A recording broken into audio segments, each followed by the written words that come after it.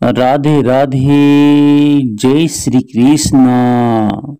कार्तिक मास की जय, विष्णु भगवान की जय। कार्तिक मास महात्म्य कथा अध्याय 26 में आप सभी का स्वागत है। आप सभी का हार्दिक अभिनंदन है।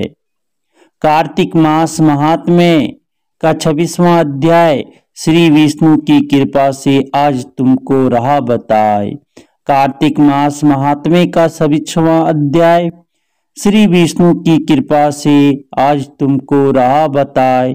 नारद जी बोले, इस प्रकार विष्णु पार्षदों के वचन सुनकर धर्मदत्त ने कहा, पराया सभी मनुष्य भक्तों का कष्ट दूर करने वाले श्री विष्णु की यज्ञ, दान, व्रत, तीर्थ सेवन तथा तपस्याओं के द्वारा विधि पूर्वक आराधना करते हैं।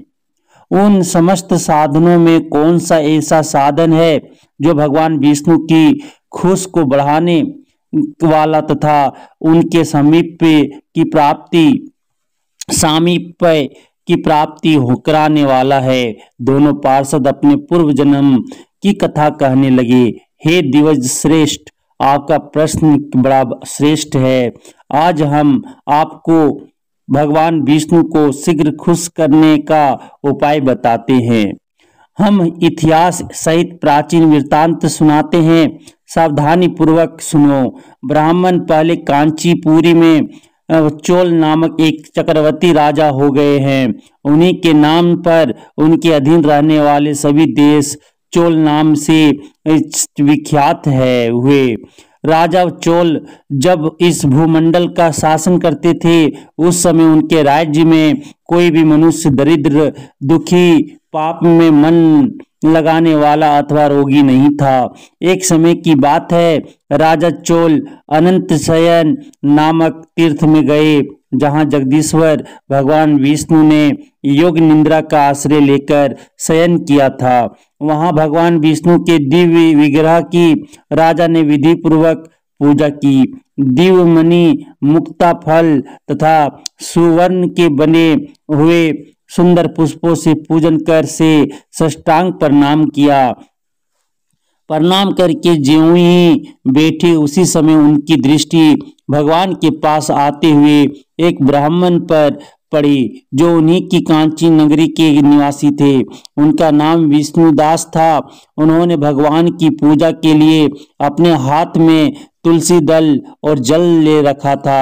निकट आने पर उन ब्राह्मणों ने विष्णु सूक्त का पूजा पाठ करते हुए देवादिदेव भगवान को स्नान कराया और तुलसी की मंजरी तथा पत्तों से उनकी विधिवत पूजा की। राजा चोल ने जो पहले रत्नों से भगवान की पूजा की थी, वह सब तुलसी पूजा से ढक गई। यह देखकर राजा कुपित होकर बोले, विष्णुदास, मैंने मणियों तथा सुवर्ण से भगवान की जो पूजा की थी, वह कितनी शोभा पा रही थी। तुमने तुलसी दल चढ़ाकर उसे ढक दिया।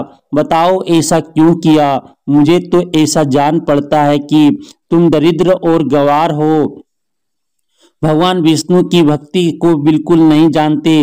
राजा की यह बात सुनकर दिव्य श्रेष्ठ विष्णुदास ने कहा, राजन, आपको भक्ति का कुछ भी पता नहीं है। केवल राजलक्ष्मी के कारण आप घमंड कर रहे हैं। बतलाइए तो, आज से पहले आपने कितने वैष्णव व्रतों का पालन किया है?